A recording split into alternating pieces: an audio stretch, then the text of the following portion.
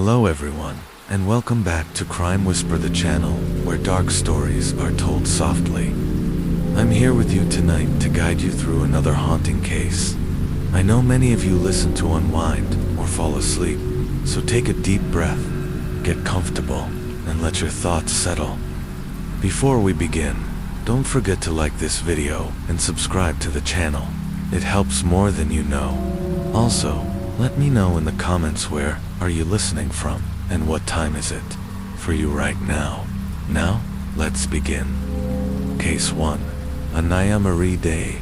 Anaya Marie Day was born on September 2, 2013, in Euclid, Ohio.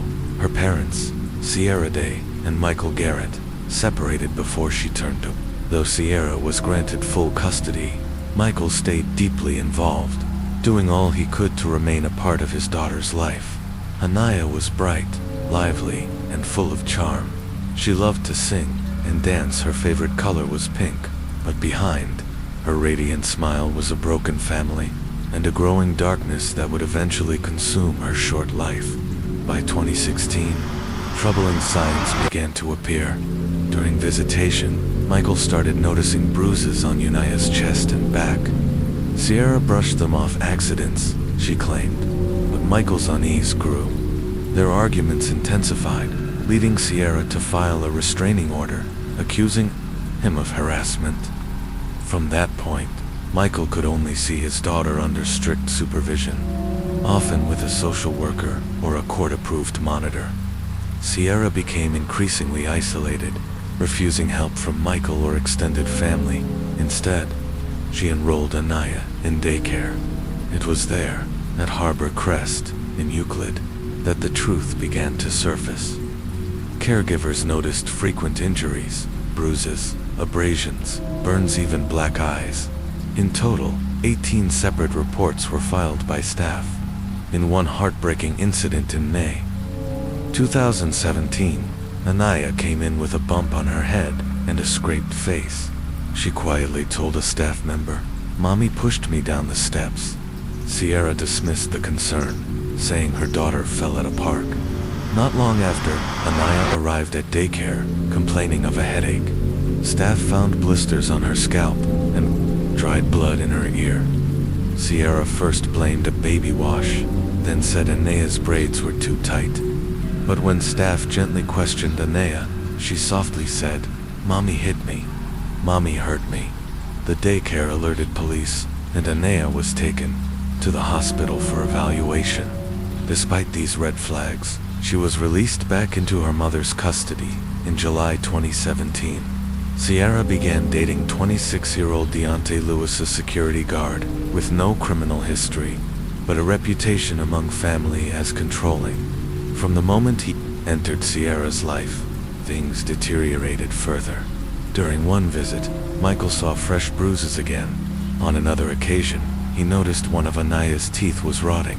He took photographs and filed police reports. He pleaded with the courts, terrified for his daughter, but still, no action was taken. By December, an emergency referral was made to Child Protective Services. A social worker visited Sierra's apartment and saw more bruises.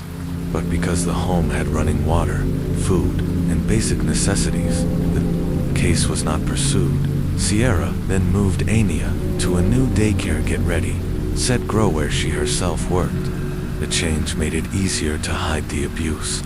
Staff at the new daycare noted how thin, sickly, and withdrawn Anaya had become. When questioned, Sierra claimed she was just naturally skinny. In January 2018, police officially closed their investigation into Sierra, despite reports, medical records, and even Anaya's own voice. The system failed to protect her. Then came March, a follow-up. Home visit was scheduled for March 9, 2018, but Sierra postponed it to March 12th. Tragically, that day never came. On March 11th, Deontay Lewis called. 911. He said Anaya had fallen off the toilet and was struggling to breathe. Nearly 4 minutes later, Sierra got on the line. She said she had checked her daughter's nose. There was no air coming out. The dispatcher instructed them to begin CPR. There's no evidence they ever did. When paramedics arrived, they were struck by the overpowering smell of bleach. They found Anaya's mattress stripped, with only a small blanket that reeked of urine. Torn court documents were discovered in the trash. There was almost no food, just a half-eaten Chipotle bowls in the microwave, and then they found her. Anaya was lying on the floor, dressed in winter clothes, beneath a running air conditioner. It was a cold March day, and the AC seemed to be used to slow decomposition. She wasn't near a toilet. As Deontay had claimed, she had been dead for several hours. Rigor mortis had already set in. Her lips were cracked, her skin pale, her small body was severely emaciated, bones protruding beneath her coat. One eye was swollen shut, a bruise covering half her face. There were lacerations, burns, and skin that sagged from starvation. Her legs had pressure sores, indicating she had been left lying in one position for days. During police questioning, Sierra claimed her daughter began showing flu-like symptoms on March 8th, after eating at Red Lobster. She said she vomited, refused food, and was too weak to move. Despite this, Sierra thought she was faking. She scared herself to death. She told investigators that in truth, family members had already seen the signs. In February, Sierra's brother Isaiah visited and saw Anaya lying motionless on a bed. Sierra casually said she wasn't eating much. Isaiah never called the police. On February 21st, Sierra did call the police, but not for her daughter. She reported a stolen laptop. When officers came to the door, Deontay answered. They never went inside. If they had, Anaya might have been found alive. Both Sierra and Deontay were arrested shortly after. Sierra confessed to ignoring her daughter's deteriorating condition, believing she was exaggerating. But the evidence told a different story, one of prolonged torture, neglect, and a system that failed her at every step. Continuation. Justice for Anaya Marie Day Garrett. Despite her daughter's worsening condition, Sierra never once sought medical care. The only action she took was placing a call to a 24-hour health hotline, far too late to make a difference. During her police interview, Sierra shifted blame onto Deontay Lewis, claiming he was responsible for feeding Anaya and that she had trusted him to manage her care. She alleged that Deontay had beaten the little girl on several occasions and had even used a belt. Investigators found this sudden turn in her narrative deeply troubling, especially considering the prolonged period of neglect that had already been documented. After separate police interviews, both Sierra Day and Deontay Lewis were formally charged with multiple offenses, including murder, aggravated murder, felonious assault, child endangerment, and tampering with evidence. CCTV footage retrieved from nearby businesses revealed a disturbing timeline. Just the night before Anaya's death, Sierra and Deontay were seen dining at Chipotle, casually enjoying burrito bowls. Later, they were captured on camera shopping at Walmart, purchasing snacks and household items including cleaning supplies. While they went about their evening, their 4-year-old daughter was at home, gravely ill and dying alone. The autopsy, conducted by Dr. Joseph Fellow, Cuyahoga County's chief deputy medical examiner, confirmed the unbearable truth. Anaya had been subjected to prolonged starvation and physical trauma. She weighed just 26 pounds at the time of her death, placing her in the 3rd percentile for her age. The bruising on her forehead was determined to be roughly a week old, and the black eye appeared to have been sustained 2 days prior to her passing. Petitio tiny broken blood vessels were found around her eyes, suggesting prolonged suffocation or blunt force trauma. The most devastating finding was a cerebral infarction, caused by a subdural hematoma bleeding in the brain, consistent with repeated head trauma. This injury had developed over time, resulting in brain damage and a stroke that impaired her motor function and speech. Her body had begun to consume itself. Her stomach lining was ulcerated from a lack of food, her pancreas inflamed, and her lungs partially collapsed. Dr. Fellow ruled her cause of death as cerebral infarction due to blunt head trauma, with malnutrition, listed as a significant contributing factor. Her death was declared a homicide. Further evidence emerged when investigators found a video on the couple's phone, recorded at 3:28 p.m. on March 10th, the day before Anaya died. The footage showed Sierra and Deontay calmly talking, while their daughter lay in the next room, likely in her final hours. Justice for Anaya would finally begin in the courtroom. On February 28, 2019, opening statements were made. The defense argued that Anaya's injuries were accidental or caused by outside factors, but those claims were quickly dismantled by overwhelming evidence: medical records, photographs, and the testimony of 37 witnesses, including daycare workers, first responders, family members, and social workers. Paramedics who responded to the 911 call described to the jury the heartbreaking sight of a child who had clearly suffered for weeks then, lifeless and bruised. Surveillance footage showing Sierra and Deontay laughing at restaurants and casually shopping for bleach while their daughter was dying was shown in court. Observers noted Sierra remained mostly emotionless throughout the trial, even when graphic images of her daughter's injuries were shown. Prosecutors pointed to this as further evidence of her cold and indifferent nature. One of the most emotional moments came when Michael Garrett, Anaya's father, took the stand. He spoke of the joy she brought to his life, the sparkle in her eyes, the way she loved to sing and dance. He recalled how her spirit seemed to change after moving in with her mother, and how his concerns were consistently dismissed by the system.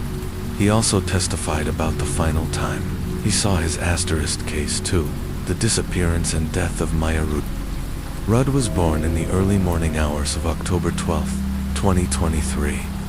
In Owensboro, Kentucky, the youngest of 4 children born to Tesla Tucker and Cage Rudd. Her family called her Smiley, thanks to her contagious, toothless grin, with wisps of brown hair and green eyes. Maya was described as radiant and sweet, an ambitious little soul with a joyful spirit. By the time she was just 8 months old, she was close to crawling and sitting up on her own. But while Maya was surrounded by her siblings' love, the world she was born into was far from safe. Tesla and Cage had married in 2015, and between 2017 and 2022, they had 3 more children before Maya was born in 2023. The family lived in Reynolds Station, a quiet, unincorporated community roughly 25 miles from Owensboro. Locals didn't speak kindly of Tesla and Cage. Many noted their reckless behavior, including dangerous driving, and even accused them of theft. Worse still, the extended Tucker and Rudd families were deeply entangled in criminal activity. Maya's father, Cage, had a criminal history involving illegal substances and pled guilty to drug-related charges in March 2024. Instead of prison, he was placed under supervised diversion. Her paternal grandfather, Ricky Smith, also had a history of drug offenses, while her maternal grandfather, David Tucker, had outstanding fines. Her maternal grandmother, Talada Tucker, had been charged with theft and check fraud in Indiana and had a history of evading the law. Even Maya's paternal grandmother, Billy Smith, was involved in a violent assault case from October 2023, which led to an outstanding warrant. This web of dysfunction and criminality surrounded Maya's short life. Even though Maya's 3 older siblings had all been removed from the home due to unsafe conditions and placed with relatives, Maya was never relocated. From the moment she was born, red flags were waving. Her umbilical cord tested positive for methamphetamine, triggering an immediate investigation by Child Protective Services. Social workers attempted to make contact with Tesla and Cage, but calls went unanswered and home visits yielded nothing. Attempts to involve extended family also failed either. They refused to help, or they were unavailable. Despite numerous warning signs, CHFS, the Cabinet for Health and Family Services, never escalated the case to police, and tragically, they never involved the Kentucky State Police. which could have changed everything by late 2023. A friend named Brody Payne moved onto the family's property. He lived in a trailer with no visible VIN number and joined Tesla Cage and Ricky in what became a meth and fentanyl trafficking operation with baby Maya in plain sight. Brody had his own criminal history, including a 2016 felony for possessing over 28 grams of meth. Despite a court order forbidding any of the children from visiting their parents' home, illegal substances later showed up in the older kids' hair in the spring and summer of 2024. Kentucky State Police launched Operation Summer Heat, a statewide crackdown on drug trafficking. By July, it had led to over 200 arrests, nearly 500 criminal charges, and the seizure of over $684,000 worth of drugs and contraband. As it turns out, Tesla and Cage had been shipping drugs to themselves through the U.S. Postal Service. One intercepted package, addressed to Brody, tested positive for meth. Another contained fentanyl and counterfeit pills. Brody was arrested on May 20th, 2024, for multiple drug offenses. But while the drug charges piled up, the mystery of baby Maya's whereabouts loomed darker by the day. Maya was last seen by family in April 2024. In early June, Tesla's sister Alexis was told by grandmother Talata that CPS had taken Maya. Alexis didn't believe it and contacted police for a welfare check. But again, Tesla and Cage were nowhere to be found, and CPS had no records indicating they had removed Maya. On June 6th, police found Tesla, Cage, and Ricky in a Super 8 motel room. Drugs were everywhere. Fentanyl-laced pills sat within arm's reach of Tesla. Meth was found in her purse. Ricky had a glass pipe and meth in his pockets. All three were arrested, yet when questioned, each claimed they didn't know where Maya was. They were charged with child abandonment and drug possession, later upgraded to include child endangerment and organized crime. Tesla cried through the court hearings, but still provided no answers. As the search for Maya intensified, police canvassed nearby woods and cemeteries. Cadaver dogs were brought in. The community, though critical of Tesla and Cage, joined the search. Many didn't even know the couple had a fourth child, but they showed up anyway, desperate for answers. On June 14th, a week after Maya was reported missing, detectives returned to the Reynolds station house. In the entryway, beneath debris, they found a black Adidas duffel bag. When they opened it, their worst fears were confirmed. Maya's body was inside, already decomposing. She had never left the home. The house was filled with drugs, drug residue, and weapons. It was so contaminated that officers had to sterilize the environment just to perform a safe investigation. Maya's crib was only inches away from a bag of meth. 8 people were eventually arrested during the investigation. Tesla, Cage, Ricky, Brody, Billy, Talada, David Tucker, and Timothy Roach. A man arrested at Billy's house for hiding pills under a car, though Maya's official cause of death was listed as undetermined due to the state of decomposition. The coroner ruled her death a homicide based on the circumstances, including the fact that toxicology results showed 23.3 of methamphetamine in her system even after death. Her aunt Alexis organized a GoFundMe to help cover funeral costs. Maya was laid to rest on July 25th, during a service with prayers, live music, and heartfelt tributes.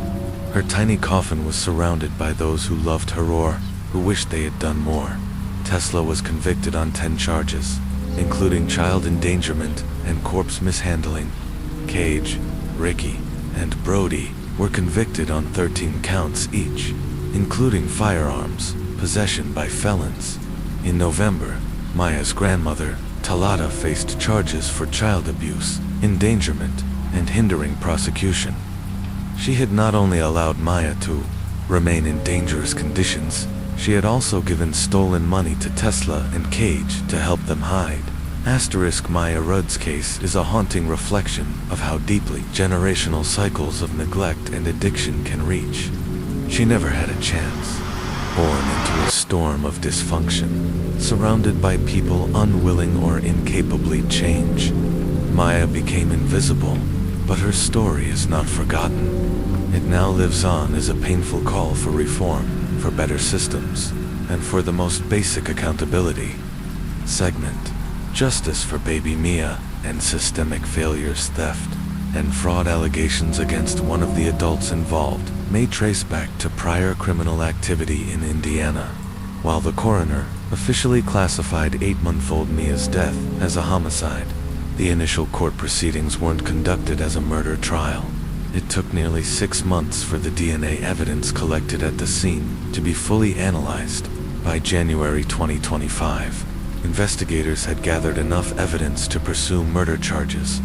The Kentucky State Police presented a new case in Ohio County, leading to the indictment of all 4 previously convicted adults on upgraded charges, specifically 1 count of murder in Mia's death and 1 count of criminal abuse for each of her 3 older siblings. Ricky also faced an additional charge as a persistent felony offender. On February 4th, 2025, Tesla, Ricky, and Brody pleaded not guilty to the upgraded charges. Tesla's attorney filed a motion to re-examine all physical evidence seized. Cages. Arraignment was delayed until March 4th, and future court appearances were scheduled. Tesla and Ricky in April, Brody in May. Each is currently held on a $250,000 cash bond. It's important to note, all individuals are presumed innocent until proven guilty. Systemic obstruction and the fight for reform after Mia's tragic death. Scrutiny turned toward Kentucky's Cabinet for Health and Family Services, see the Commonwealth Office of the Ombudsman. Now part of the Auditor's Office was tasked with investigating failures in child protective services. However, in July 2024, just a month after Mia's case made headlines, CHFS blocked access to the ITWIST database, a critical tool for investigations. A lawsuit followed. By September, the Ombudsman's office regained database access, and a new bill soon followed to protect that access permanently. But the most powerful push for change came from a grieving public. Eric Williams, a Kentucky man with no relation to Mia, was so moved by her story that he started a Change.org petition calling for Mia's law.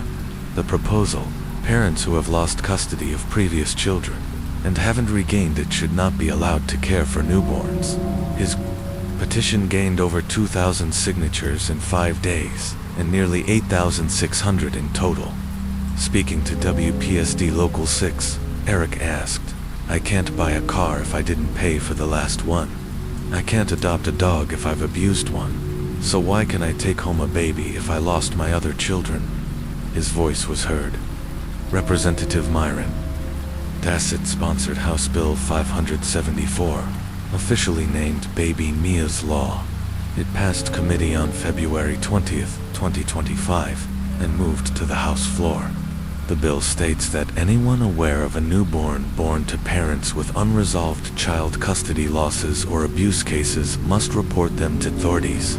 This wasn't the first time such legislation was discussed. Similar talks began in 2023, but went nowhere. Heather Gray, executive director of the Joy Closet, a nonprofit supporting foster children, had been part of those earlier discussions. With baby Mia's death as a tragic catalyst, the bill finally gained traction. Representative Dassett commented, "I believe in second chances, but there is no second chance for a child who dies due to abuse or neglect." Aftermath and hope for Mia's siblings. Mia's 3 older siblings are now in the care of their aunt, Alexis, and her partner John. In an emotional interview, Alexis recalled the moment she heard the news. "They told me they found her. I said, 'Is she okay?' And she wasn't. I lost a little piece of me that day." Alexis and John are committed to raising the children as their own. They deserve better. We're not their parents by blood, but we'll be everything they need. Segment: The Criado Family Murder Stabasha. Criado was born in 1981 in Bakersfield, California. At 30, she had 4 children: Elijah, Isaac, Andrew, and Aurora Rich, with special needs. She also struggled with bipolar disorder. Her husband, Jordan Crayoto, was 21 years her senior and had a dark past. Jordan had served 20 years in prison for sexually abusing his previous wife's 3 daughters.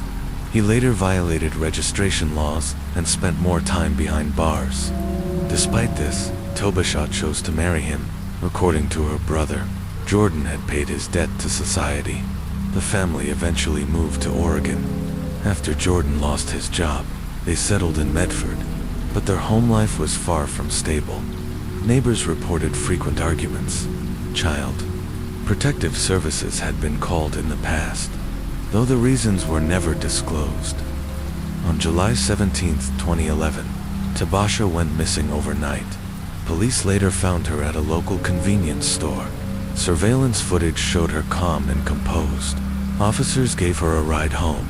Just 1 hour later, neighbors noticed smoke pouring from the Crayoto residence. Firefighters had to break in. The doors were barricaded. Fires had been set in multiple rooms, and all exits were blocked.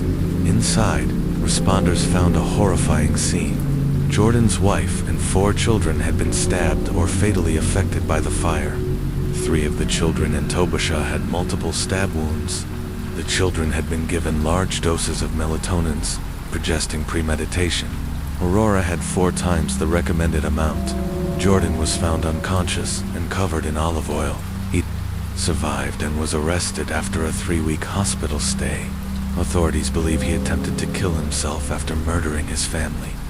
He was charged with 24 counts of aggravated murder, including 4 based on the ages of the children, and additional counts of felony murder and manslaughter. If convicted, he faces life in prison or the death penalty. In court, Jordan claimed his wife confessed to infidelity and he found her attacking the children. Authorities didn't buy it. His defense filed motions to delay trial and suppress evidence, but the horrific facts of the case were clear. Segment 3. The Criado family tragedy. A fire fueled by jealousy and silence. When Jordan Criado finally spoke to investigators, he tried to shift the blame. He claimed that his wife, Tobasha, was a broken woman, and while he admitted to killing her, he insisted he did not murder their children. In his words, "When they needed me the most, I wasn't there. I knew she wasn't well, but I never thought she would hurt the babies." This defense, blaming the romantic partner for the death of the children, is disturbingly familiar. We saw it in the Ronnie O'Neill case, and now again with Jordan Criado, but prosecutors and the evidence told a very different story. District Attorney Beth Heckert described Jordan as controlling, selfish, and enraged by the idea that his wife might leave him for another man. Judge Mejia agreed, calling Jordan's actions the result of delusional jealousy. In his ruling, the judge said Jordan couldn't bear the shame of murdering his own children, so he blamed Tobasha instead, painting her as unstable to mask his guilt. Jordan survived the fire, he said, and that meant he would have to live with the horror of what he'd done. He later entered an Alford plea to 4 counts of aggravated murder and 1 count of arson. That type of plea allows a defendant to maintain innocence while acknowledging that prosecutors have enough evidence to secure a conviction. In exchange, Jordan avoided the death penalty. He was sentenced to life in prison without the possibility of parole. A father's grief, a family's anguish. Tobasha's biological father, Willie Johnson, now known as Marzek Zadwaz, devastated. He never had the chance to meet his daughter in person. He only discovered her existence later in life, after an affair with Tobasha's mother. Although not listed on her birth certificate, the resemblance was undeniable, and the family eventually confirmed his paternity in the months leading up to the murders. Marzek and Tobasha had reconnected through Facebook and phone calls. They were planning a visit, a family barbecue, what would have been a long overdue reunion. "Tobasha was my baby," Marzek said, "and the sweetest word I ever heard came from Aurora's mouth. She called me Grandpa, but the reunion never came." The night before the murders, they spoke for the last time. At Jordan's sentencing, Marzek spoke powerfully. Jordan wasn't released from prison. He was unleashed on society. He placed part of the blame not just on Jordan, but on the California prison system, arguing that they failed to properly rehabilitate a man convicted of child abuse. Marzek had personal experience with the justice system. In 1990, he was imprisoned after a shooting at his home. An incident he said was a struggle over getting a gang member to leave. His conviction was later overturned and reduced to voluntary manslaughter. He served more time than that sentence required and was released in 2002. He used that time in prison to speak with other inmates, some on death row, about the cycles of violence and redemption. "I've seen all sides," he said. "Anything I can do to stop family violence, I am ready, willing, and able to try." A family history marked by tragedy. Sadly, this wasn't the first violent death in the family. 28 years earlier, Aunt Carmela Page was stabbed 22 times by her boyfriend in Denver, Colorado. That attacker tried to flee, but was ultimately caught. It's no surprise then that the Criado and Page families are now fierce advocates against domestic and family violence. They did not support the death penalty for Jordan Criado. Instead, they wanted him to accept responsibility and spend the rest of his life trying to atone. "Yes, I want him locked up," Marzek said, "but I also want to see what he can become. He might still be able to do something good from within those walls." Faith, forgiveness, and moving forward. Bash's brother, Jesse Adams, turned to faith. He found comfort in Ephesians 4:31, which reads, "Let all bitterness and wrath and anger be put away from you, ... and be kind to one another, forgiving one another, even as God in Christ forgave you." Jesse admitted the family was in chaos and grieving, but they were working toward forgiveness. "We knew she wanted a divorce," he said. "She didn't see it coming, but we have to trust how she chose to handle it." Jesse described his sister as extraordinary, wise beyond her years, deeply compassionate, and full of life. Her kids, he said, were her everything. She loved and cherished them like no other. No matter how bad things got, she always found the good. Jesse later enrolled in paramedic school, hoping to help others and carry on his sister's memory through acts of service. Remembering the Criado family, the funeral for Tabasha, Elijah, Isaac, Andrew, and Aurora was held on July 30th, 2011, at St. John Missionary Baptist Church in Bakersfield. 5 caskets were placed side by side. Hundreds came to pay their respects. They were buried together at Union Cemetery in Medford, where the tragedy occurred. A candlelight vigil was held at Hawthorne Park. Flowers, stuffed animals, and messages were left outside the Criado home, which was later demolished in 2012. One letter left behind read, "Though we now know your name as Tabasha, to us you'll always be the tall, beautiful black lady with the gigantic smile. Your West Medford family." On the 1-year anniversary of the fire, the family gathered, again remembering the joy, the laughter, and the smiles of 5 people taken far too soon. Case 4, the denial of pregnancy in the Paris tragedy. The case of Mia McQuillan. When news broke that 18-year-old Mia, a young woman from an affluent family in Bend, Oregon, had been charged with the murder of her newborn baby while on a gap year in Paris, the world was stunned. Mia had been participating in an international program organized by Gap Year, a Cambridge-based agency offering students aged 18 to 22 the opportunity to travel, discover their passions, and return home a better you. The full-year experience costs upwards of $43,000, with stops in England, France, Italy, Germany, Thailand, and Australia. But Mia's journey was tragically cut short in Paris. A morning of horror on the morning of February 24, 2025, at around 6 o'clock a.m. emergency responders were called to the Ibis Styles Hotel, located in Paris's 20th district. A horrifying discovery had been made. Mia had secretly given birth in her hotel room, and according to multiple sources, wrapped the baby boy in a towel and discarded him from a second-story window into a trash bin below. Although early reports conflicted over whether the baby was thrown directly from the window or placed in the bin afterward. One thing was clear: the child was alive when emergency services arrived, despite their efforts at the Necker Children's Hospital. The baby was pronounced dead at 7:45 a.m. Witnesses described hearing screams that morning. One hotel employee said, "I get chills just thinking about it. She gave birth in the room and threw the baby out.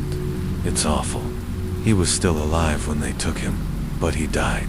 Mia herself was rushed to Robert Deborah Hospital for post-delivery treatment before being taken into police custody. The denial of pregnancy authorities began considering a psychological explanation for Mia's actions. Pregnancy denial. This condition occurs when a woman is unaware of or cannot emotionally accept that she is pregnant. There are two broad types: psychotic denial, where symptoms are completely misinterpreted, such as fetal movement being mistaken for illness; non-psychotic denial, which includes affective denial. The woman knows she's pregnant intellectually, but fails to emotionally process it. Pervasive denial: she is completely unaware of the pregnancy, sometimes until delivery. Persistent denial: she learns she's pregnant in the third trimester, but still avoids medical care. According to the Journal of the Royal Society of Medicine, denial of pregnancy occurs in 1 in every 475 pregnancies at 20 weeks, with persistent denial until birth occurring in about 1 in 25,500. Common risk factors include young age, limited education, mental health history, unstable employment, and the possibility of being a single mother. But here's where Mia's case stands apart. She had access. Mia had options. Mia grew up in Oregon, a state with some of the most progressive reproductive rights in the country. Abortion is legal at all stages of pregnancy. No parental consent or waiting periods are required for minors. Birth control can be prescribed by pharmacists, even without a doctor's visit. Emergency contraception like Plan B is available without a prescription. State Medicaid and Oregon contraceptive care programs provide free services. Safe haven laws allow infants up to 30 days old to be safely surrendered at hospitals, clinics, fire stations, and more. No questions asked. Even France, where this incident took place, offers anonymous and cost-free childbirth services for women who wish to place their babies up for adoption. So while we may never know what Mia was truly thinking, the claim that she had no other option simply doesn't hold. Not an isolated incident, this case echoes others we've covered, most notably Alexi Trevizo in New Mexico. Like Mia, Alexi was a high school senior who hid her pregnancy. When she went into labor, she gave birth in a hospital bathroom, placed the newborn in a trash can, and tried to go on as if nothing had happened. The baby was discovered by hospital staff, already dead. Charge nurse H.D. Holliday, who made the discovery, described it as a massacre. She didn't even make a sound. She gave me no chance to save that baby. Alexi and her mother were confronted by police. Initially detained, Alexi now faces criminal charges. The case is still ongoing. We've also covered the cases of Skylar Richardson, who claimed her baby was stillborn and was convicted only of abuse of a corpse, receiving probation. Kesha Berry, sentenced to death, later commuted to life with the possibility of parole. Jayla Williams, who openly said she discarded her baby because babies are too expensive. The theme is consistent: denial, secrecy, and tragic consequences. Where Mia's case stands, now Mia has been charged in France with the murder of a child under 15. If convicted, she could face life imprisonment, and while opinions may differ on reproductive rights, access, or mental health, one thing is certain: that baby boy didn't deserve to enter the world only to be tossed into a garbage can. Asterisk Case 5. The disappearance and murder of Kira Trevino Stagger. Kira Stagger was a vibrant, driven, 30-year-old woman who lived in St. Paul, Minnesota. As a store manager at a local clothing shop, her co-workers described her as kind, energetic, and deeply committed to her career. She had recently been married to Jeff Trevino, and despite a few rough patches, most friends believed their marriage was solid. But in February of 2013, that illusion would come crashing down. The date night that ended in silence on Thursday, February 21st. Kira finished her shift and excitedly told a friend she had plans for a romantic evening with Jeff. They would go to the Mall of America, grab dinner, and spend the night together. Surveillance footage from the mall confirmed the couple. Arrived around 6 p.m. They were seen walking near the escalators, with Jeff carrying a yellow shopping bag. Hours later, they exited through the main doors, walking toward the underground parking garage. Everything looked normal, but the next day, Friday, Kira didn't show up for work. This was completely out of character. Kira was known for being punctual and responsible. Concerned, friends and co-workers reached out, but her phone remained silent. Eventually, they contacted Jeff. He told them she had left early that morning and never returned. He didn't seem worried, claiming that Kira sometimes stayed with friends or went off the grid for a day or two. But something didn't sit right. That same day, Jeff reported her missing. The search begins. St. Paul police began their investigation with a visit to the Trevino home. Inside lived not only Kira and Jeff, but a roommate, Matt Roth, who stayed in the basement. Matt confirmed that the couple had been home that evening and that he hadn't heard anything unusual. He'd gone to bed early and left the house the next morning without noticing anything out of the ordinary. Meanwhile, police pulled Kira's phone records. A new name emerged.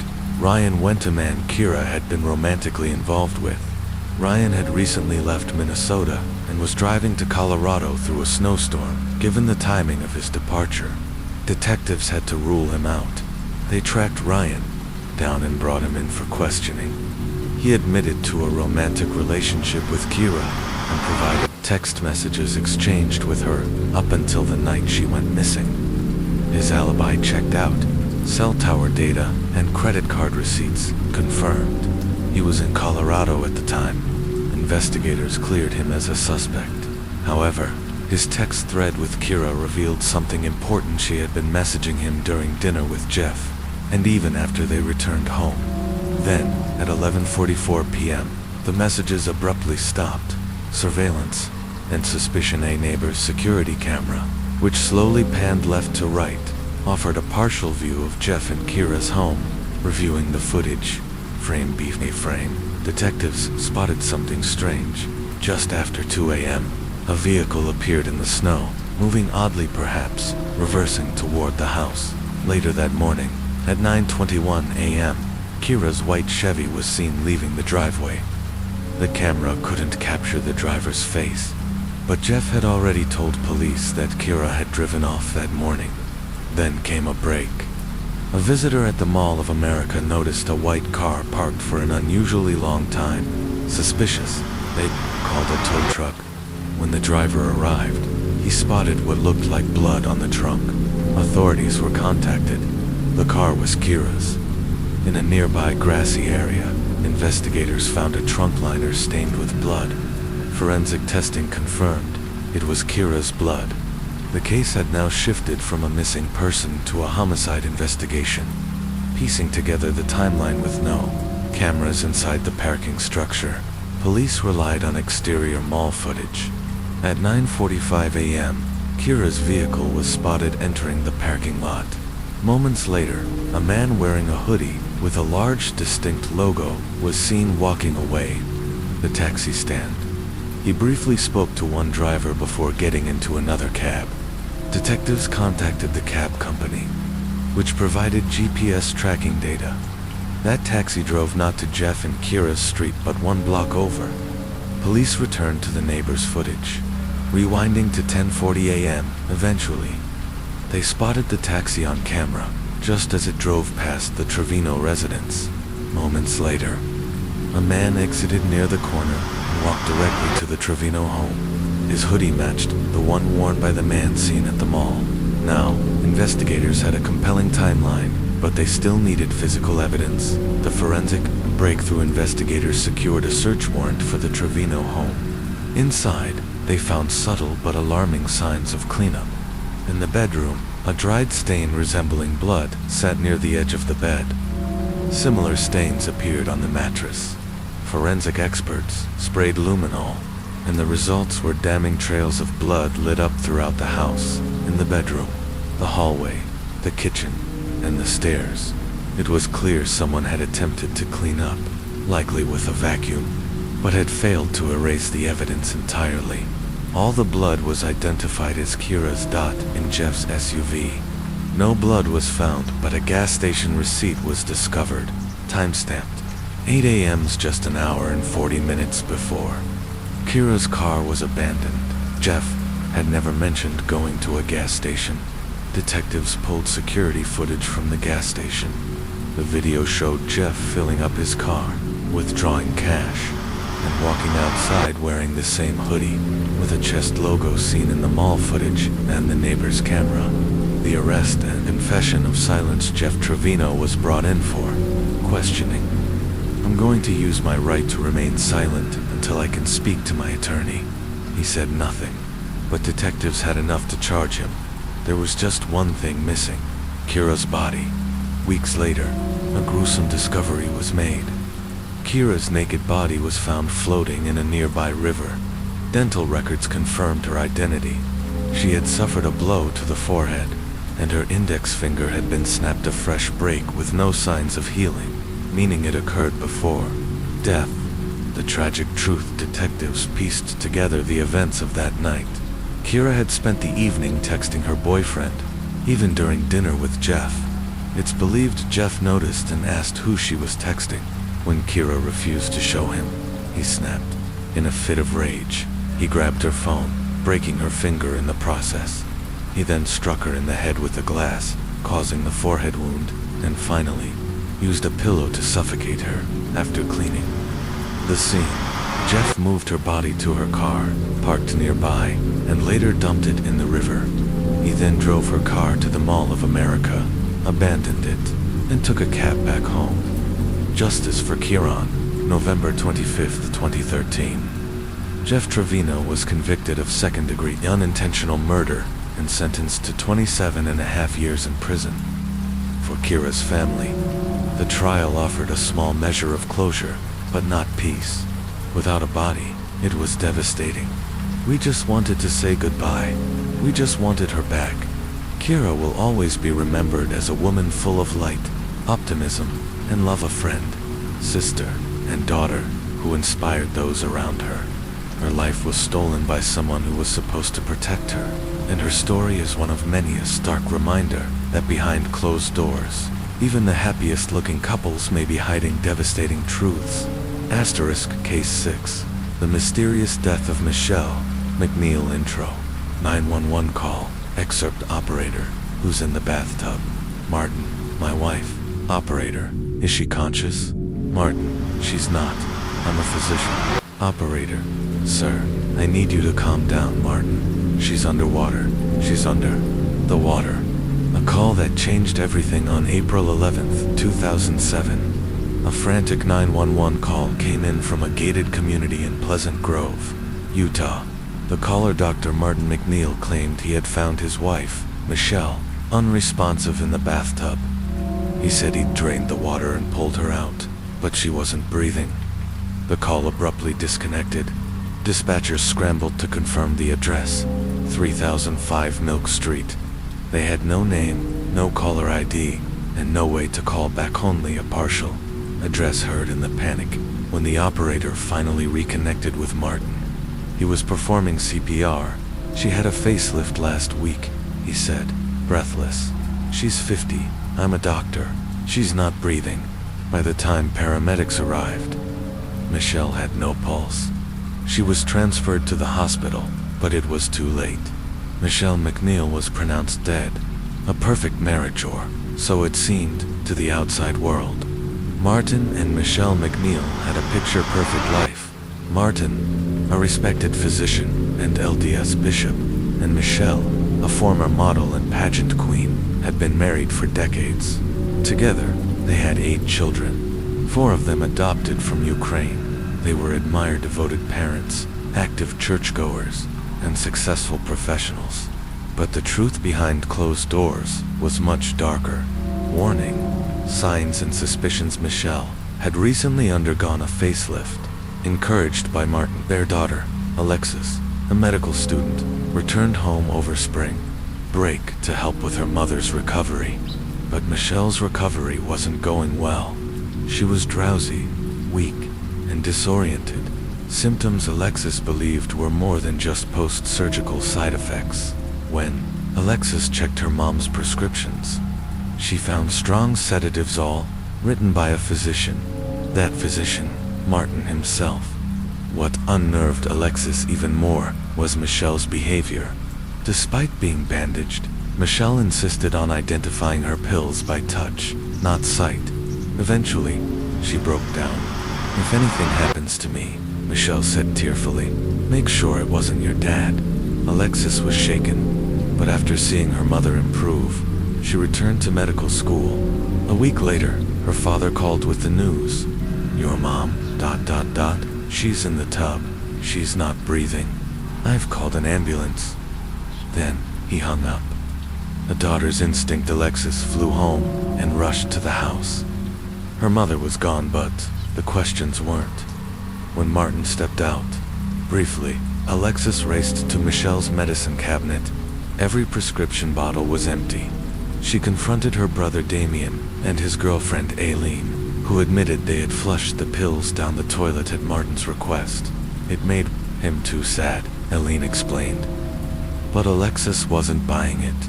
She remembered her mother had shared Martin's phone account login weeks earlier. What she found next would unravel everything. The mistress call logs showed dozens of texts and late-night calls, all to a woman named Gypsy Jillian Willis. Michelle had suspected an affair. Now Alexis had proof. She confronted her father, and that's when Martin snapped. In a moment of shocking violence, he sexually assaulted Alexis. She didn't tell anyone at first, but deep down, she knew. Her mother hadn't died of natural causes. The deception deepens. Michelle's family had long harbored doubts. Now, they were joined by Alexis in demanding justice. But the police weren't convinced. The autopsy listed cause of death as heart failure, and toxicology found no foul play. Still, Martin's behavior grew even more bizarre. He rushed the funeral, banned Michelle's family from attending, and barely mentioned her in the eulogy. Just 3 months later, he introduced Gypsy to the family as the children's new nanny. Soon, Gypsy moved in. Then came an engagement ring, stolen identity, and secret lives. Martin's new fiancée wasn't just a mistress. She had taken on a stolen identity.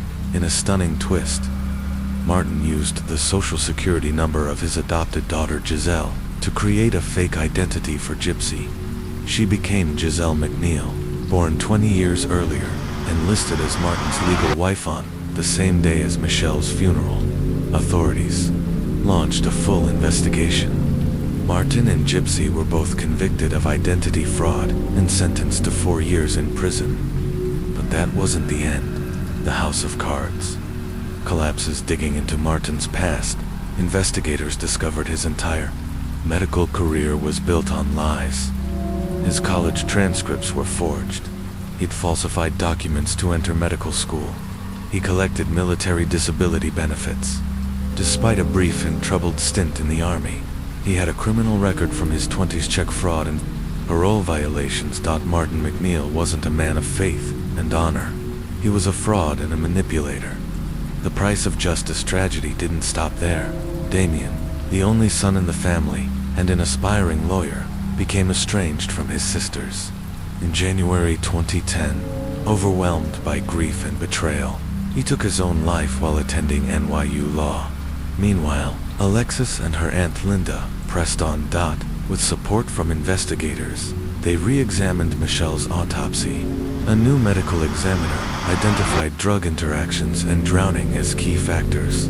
They now believed Michelle had been intentionally overdosed and left to die.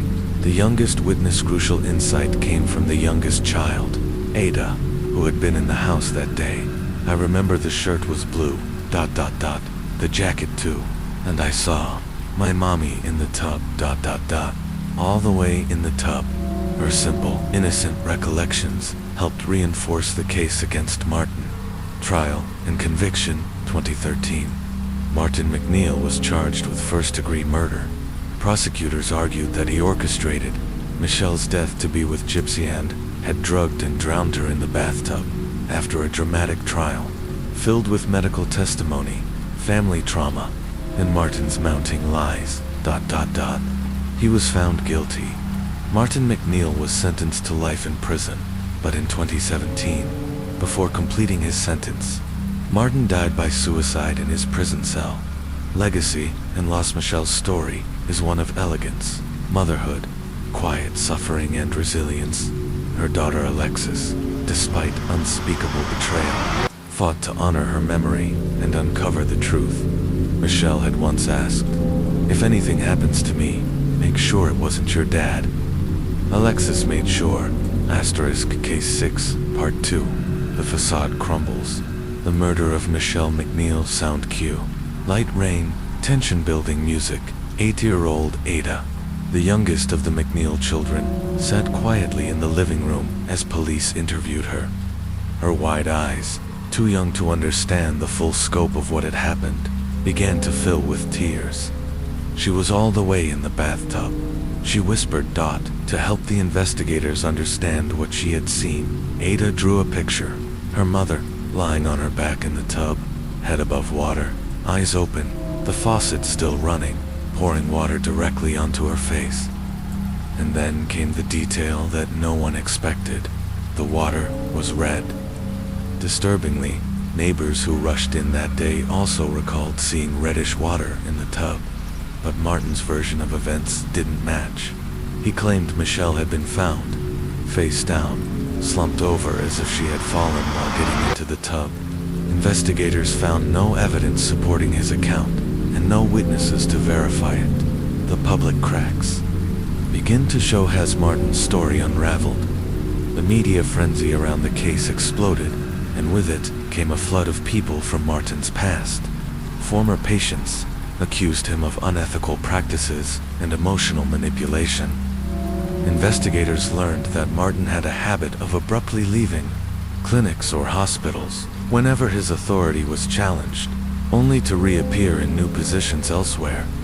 Even Alexis confirmed this erratic job history. They'd moved frequently, often without clear reason. And then, yet another shock. Walt Hall, one of Martin's former mistresses, stepped forward with a chilling memory. She said Martin once told her, "There's something you can give someone after a heart attack. Something natural that wouldn't be detectable." The medications and the motive investigators reopened Michelle's toxicology report. Yes, the prescriptions were within legal limits, but combined, they created a cocktail that could be fatal. The mixture of oxycodone, diazepam, promethazine, and zolpidem Ambien, all central nervous system. Depressants was lethal when taken together, and the Ambien in particular raised a red flag. Its short half-life means it should have left Michelle's system within hours, but high concentrations were still present long after she supposedly took it. Michelle's own words echoed back through Alexis. "Lexi, I don't know why, but your dad keeps giving me medicine, telling me to swallow." I started throwing up. Michelle, blindfolded with bandages after surgery, would have been highly impaired, vulnerable, trusting Martin, a doctor, and her husband. CPR or a cover-up. Paramedics noticed something that seemed inconsistent. Michelle had expelled multiple cups of water, including pink, frothy foam, a sign of drowning. But if Martin had performed CPR correctly, there shouldn't have been that much water in her lungs. He was a physician. He should have known how. Had he even attempted to revive her, or had he let her die? Investigators began to suspect that the original medical examiner might have been coerced into labeling her death as natural. With mounting evidence, they successfully pushed to have Michelle's cause of death changed to undetermined. Asterisk inside the mind of a killer as Martin served time for identity theft and fraud. Investigators turned to his fellow inmates, hoping to build a stronger case. One inmate recalled how Martin spoke often about his crumbling marriage, his wife's facelift, and how the cops had nothing. He mocked the investigation, even joking about the 911 call, saying the fake anger in his voice had fooled everyone. But one thing became clear. Martin's love for Gypsy Willis wasn't just obsessive, it was all-consuming. In letters exchanged from prison, he wrote of a future where they would be together and the past would vanish. To him, Michelle, and even his children, were obstacles: arrest, trial, and a bathtub in the courtroom.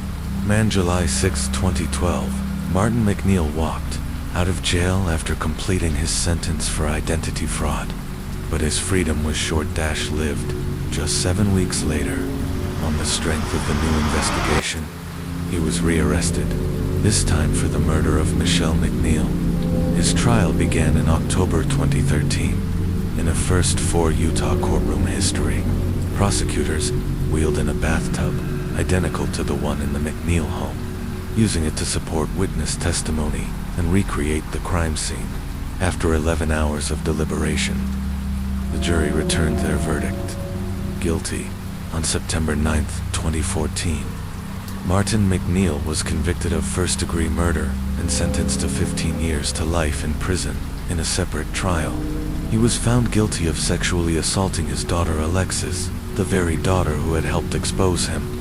The end of Martin McNeil, facing the weight of his crimes and the ruin of his double life. Martin McNeil chose not to face justice for long. On April 9, 2017, he died by suicide in his prison cell. Legacy and resilience: Alexis, the daughter, who refused to believe the lies, graduated from medical school and became a physician herself.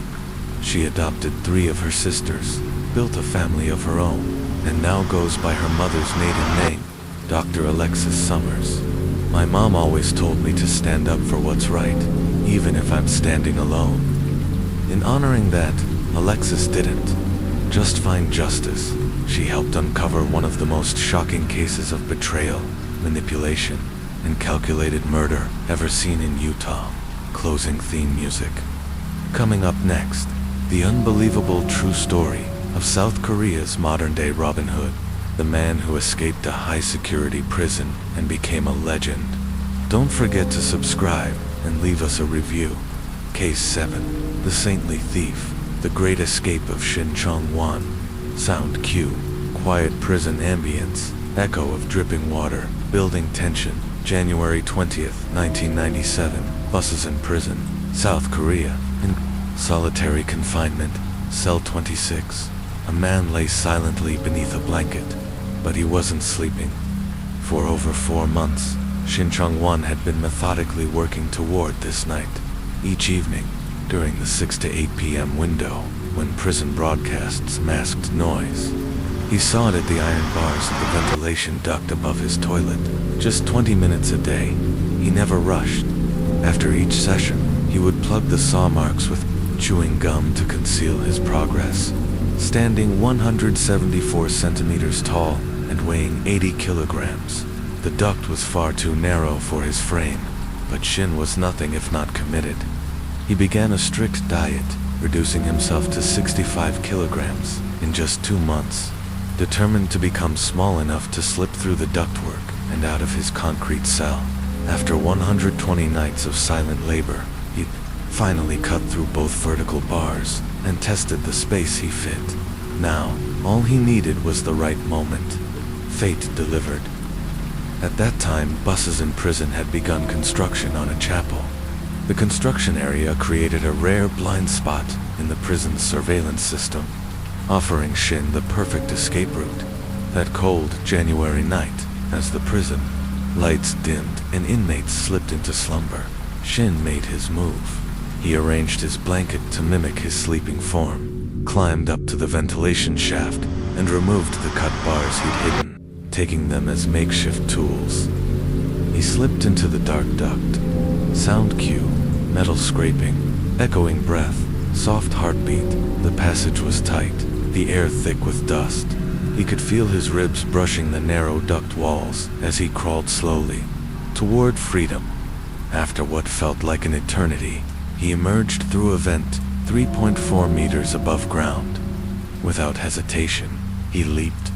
Wounded but determined, he sprinted toward the chapel construction site. There, using the saw and iron bars, he dug through a gap in the fencing, climbed onto the scaffolding, and tied a parachute cord to scale the 4.5-meter prison wall, an extraordinary feat never before accomplished. From the moment he exited his cell to the second he cleared the outer wall, it took just 90 minutes. Life on the run once outside, Shin barely paused. Within 500 meters, he stole new clothes, a small amount of money, and a bicycle. He pedaled towards central Bizen, then made his way to Seoul. By the time guards realized he was missing during the morning roll call, Shin was long gone. News of the breakout exploded across South Korea. The public was stunned. No one had ever escaped from buses and prison, a fortress built to hold the most dangerous criminals. The media dubbed him the saintly thief. As public outrage simmered over prison negligence, wanted posters soon appeared in every province, offering a $5.5 million one bounty, around $3,600 USD, enough to deter any hopes Shin had of starting a new, honest life, an unexpected romance. Eventually, Shin left Seoul and moved to Gyeonan, a city in South Chungcheong province. One day, he stepped into a local companion cafe, a place where customers could chat and play games with staff. There, he met Jim Nae, a quiet and kind-hearted young woman working to support herself. When Shin, characteristically thoughtful, asked if she was feeling okay, Jim now told him she had a cold. He left the cafe and returned moments later with cold medicine from a pharmacy. It was the first time a customer had shown genuine care. The gesture struck a chord. Their relationship blossomed. They went on dates, shared stories, and before long, fell in love. But Jimna had no idea. Her new boyfriend was South Korea's most wanted man. Eventually, Shin confessed. He told her everything. The abuse, the prison years, the escape, the burden of running. Instead of turning away, Jimna embraced his truth. "You don't deserve to live like a ghost," she said. Shin moved in with her. They built a quiet, humble life together. He bonded with neighbors, went fishing, hosted rooftop barbecues, even seemed to change. But old habits die hard. He still stole to survive. The downfall 9 months after his escape, Shin made a fatal mistake. On a sunny day, he visited a local car wash he frequented to hide his tattoos, wearing a long-sleeved shirt and vest despite the heat. He tipped every worker generously, a gesture that raised red flags. The owner grew suspicious and tipped off a police officer friend. Police traced Shin to a photo studio he'd recently visited, confirmed his identity, and staked out the second-floor apartment he shared with Jim Nae. Late that night, footsteps echoed in the stairwell. Sound cue, slow, heavy steps, police radio crackle. Officers sprang from the shadows and fired, a gas gun striking Shin in the head and eye. He staggered back, stunned, bleeding, but his survival instinct was too strong. Despite the searing pain, he escaped into the darkness, vanishing once more. He bore the scar on his right eye for the rest of his life. The final breakup authorities questioned Jim. She claimed ignorance of Shin's true identity, and lacking evidence, police had no grounds to arrest her. But the close call had changed something. When Shin asked her to flee the city with him and live on the run once again, she refused. "I'm not a criminal," she said. "I didn't choose this life." Heartbroken but resolute, she ended the relationship. Days later, Shin called her one last time, asking her to pack his belongings. By then, he had already moved on, found a new girlfriend, just 21 years old, and settled into a new hideout. The fugitive's legacy is the manhunt intensified, so did public fascination. Some saw Shin as a cold-blooded criminal. Others viewed him as a modern-day Robin Hood, a victim of a broken system who stole not out of greed, but necessity. What made Shin Chang-won remarkable was not just his escape, but the humanity he showed in moments, the charisma that made people care for him, and the calculated brilliance behind his prison break. He had escaped a fortress, fooled the system, built relationships, and almost disappeared completely. But as you'll hear in our next episode, his luck would eventually run out. Closing theme music.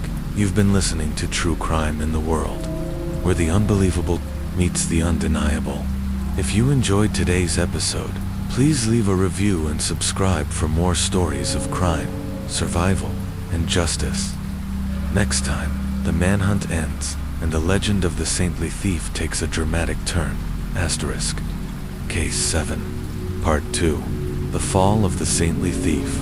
The final days of Shin Chang-won. Opening music fades in, slow, suspenseful strings. She had waited patiently in the car. That evening in Gyeonan, Jim-nae sat in a dimly lit parking lot, her eyes fixed on the rearview mirror.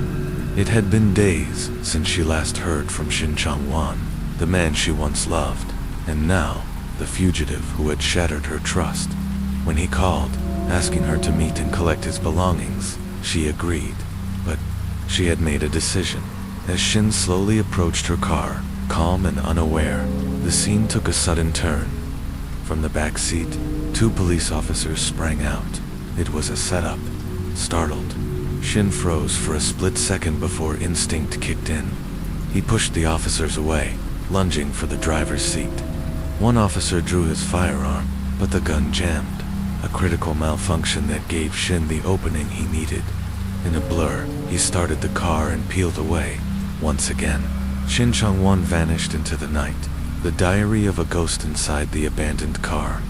Investigators found a treasure trove of evidence, stacks of cash, luxury watches, and jewelry from recent thefts, a wig, several stolen ID cards, fake license plates, and a diary. This diary gave chilling insight into Shin's double life, a detailed log of his movements since the escape. He had evaded police multiple times, sometimes after simple stops, pulled over for tinted windows, or caught smoking in restricted areas. Each time, he presented a fake ID. No one ever double-checked his face. The diary revealed something else. He had once hidden in the sewers for days to dodge police sweeps. Acting on this, authorities launched massive search operations across Gangnam and Mount Demo, combing underground passages. But Shin was always one step ahead. South Korea's most wanted as his daring escapades embarrassed police. The bounty on his head ballooned, first 5 million, then 10 million, eventually 50 million, the highest ever reward offered by South Korean authorities for a single fugitive. The military was even brought in, but despite the enormous resources mobilized against him, Shin Chang-won always slipped through the cracks. He wasn't just elusive, said one officer. He was faster than us, smarter, cooler, under pressure. Trained officers admitted his agility and stamina rivaled their own. He could sleep under bridges, survive on rats, go days without sleep, yet still outrun trained law enforcement. And he remained unshakably calm, even during intense confrontations. The charm of a criminal, but Shin wasn't just physically elusive, he was socially disarming. He built romantic relationships with numerous women, mostly waitresses or cafe workers. Many of them knew exactly who he was, the saintly thief all over the news, but they didn't report him. Why? Because he treated them with kindness and affection. He bought them gifts, provided for their needs, and made them feel safe in a world that often didn't. Some even helped him escape. Beyond his lovers, there were others he helped, and they helped him in return. In total, Shin committed over 100 thefts during his time on the run, stealing nearly 10 billion, over $7.2 million USD, in today's value. His targets were almost exclusively wealthy households, and with the money, he indulged in luxuries he'd been denied growing up. But then came the twist. Robin Hood, or criminal, Shin Chong-wan began giving back. He donated money to orphanages, nursing homes, and churches. He would visit in person, play with children, talk to the elderly. He never stayed long, but in those fleeting moments, he wasn't a fugitive. He was free. Word spread. Public opinion began to shift. News reports started describing him not as a dangerous escapee, but as a misunderstood folk hero, a modern-day Hangul-dang. He only robbed the rich. He helped the poor. He has a good heart. A strange phenomenon emerged. Shin Chong-wan syndrome. People admired him, even idolized him. Parents whispered about him. Youth wore shirts with his name, and internet forums called him a symbol of justice in a corrupt system. Meanwhile, police were humiliated. In one case, an officer used illegal force to interrogate one of Shin's ex-girlfriends. The scandal exploded, and the officer was fired. In another incident, a civilian falsely identified a man as Shin and sued for the bounty. The court ruled in the civilian's favor and awarded him the full 50 million. Even among police, fear began to grow. Rumors spread that Shin carried a gun. Some officers were so intimidated, they allegedly let him go, even after recognizing him on the street. The end of the legend. Then on July 16, 1999, everything changed. In a quiet apartment, a plumber was doing a routine job. He noticed something strange. No shared photos in the apartment. The male resident wore a cap low over his face. He barely spoke. Avoided eye contact. The plumber, a former military intelligence officer, had a sharp eye. He thought the man looked familiar.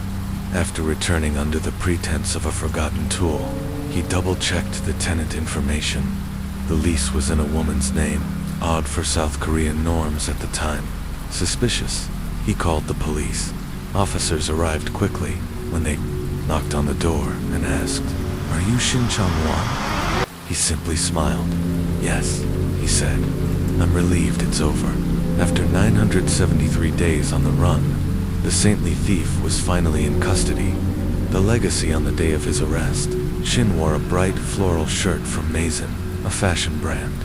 The photo of him in that shirt went viral and briefly sparked a fashion crazed at the irony. His capture came not from poor planning, but from a moment of distraction. He'd been preparing for marriage, but had a falling out with his girlfriend over money. The stress made him careless, and that gave the plumber his chance. Closing music builds. What followed was a highly publicized trial, a divided public, and intense media coverage. To some, Shin Chong-wan remains a cunning thief, an escape artist who gamed the system and humiliated law enforcement. To others, he was a misunderstood hero, born from pain, who used his talents not just to take, but to give. Whatever the case, one truth stands above all: he made history. You've been listening to True Crime in the World. Subscribe now and turn on notifications so you never miss another case that blurs the lines between justice and criminality. Next episode: Inside the Courtroom, the trial of Shin Chong-wan and the myth that refused to die. Asterisk. Case 7. Part 3. The Judgment of Shin Chong-wan. From saintly thief to inmate. Once more opening music fades in. Somber piano with low strings. The manhunt was over. Shin Chong-wan, South Korea's most infamous fugitive, had been captured. The nation held its breath as the courts prepared to decide the fate of the so-called saintly thief. For a time, Shin had captured the public imagination like few others ever had. To many, he wasn't just a criminal. He was a modern-day Hong Gil-dong, South Korea's Robin Hood. He had broken into homes, yes, but he had also donated money to orphanages, helped the elderly, and charmed the forgotten corners of society with his compassion. So when his sentencing trial began, public reaction was unprecedented. A nation-divided petitions circulated.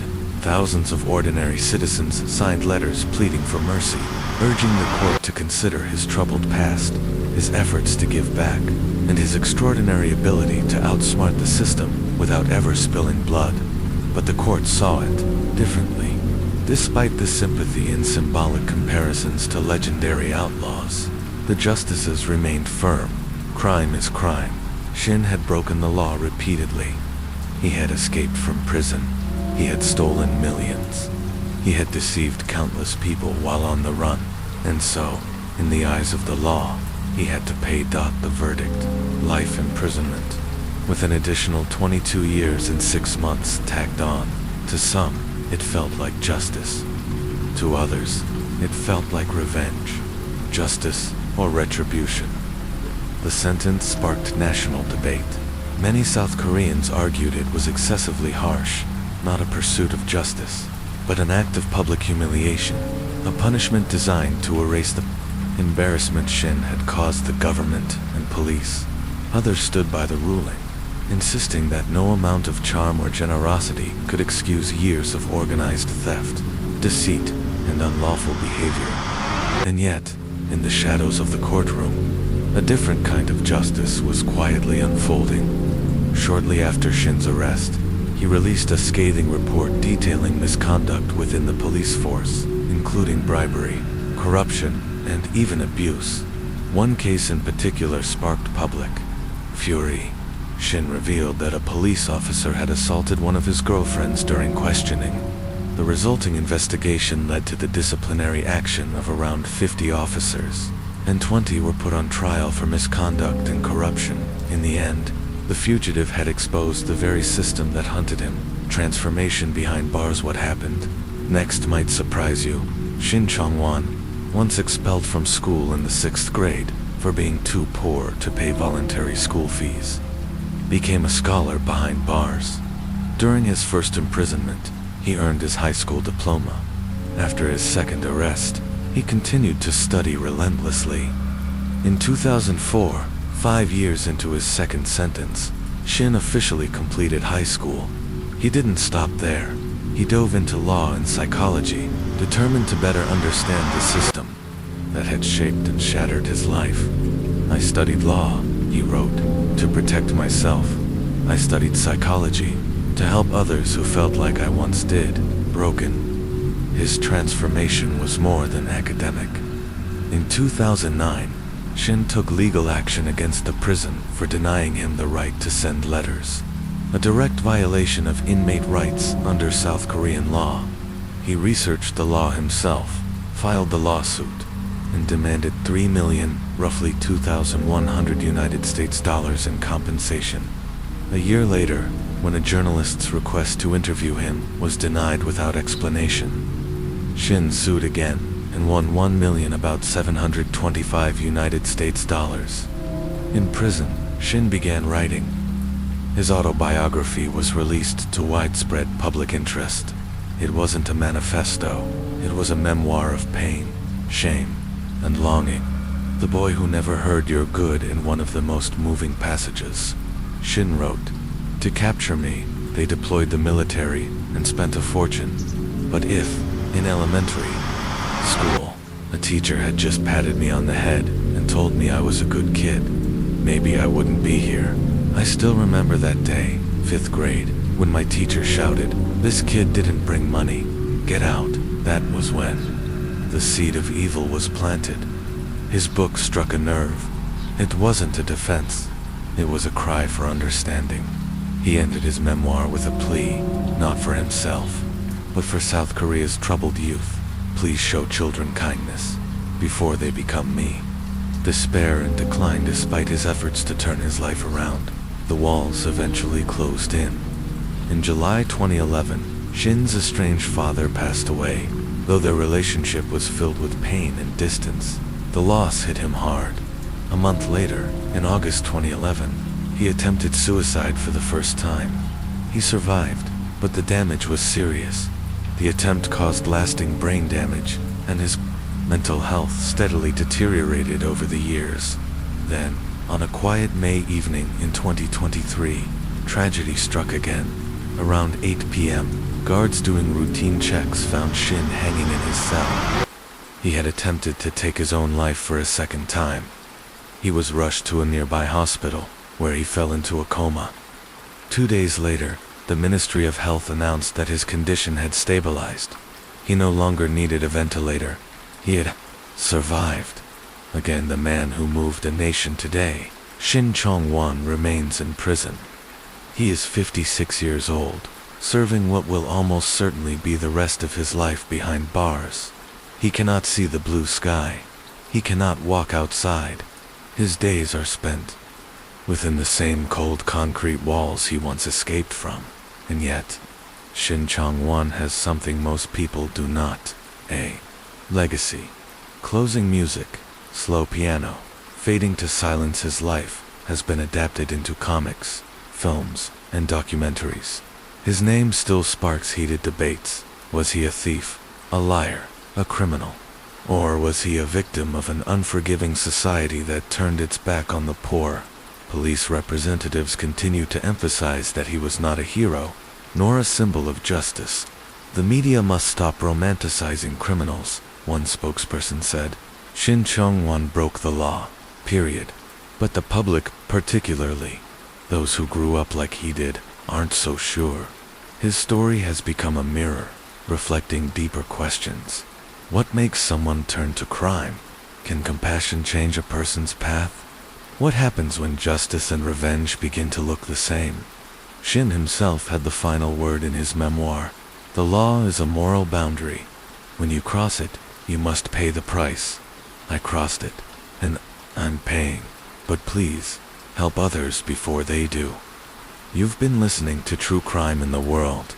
Thank you for joining us in exploring the gripping and tragic journey of Shin Chong-won, the man who became a legend behind bars. Be sure to subscribe and leave a review. And remember, sometimes the most complicated criminals are the ones who show us the most about humanity. *.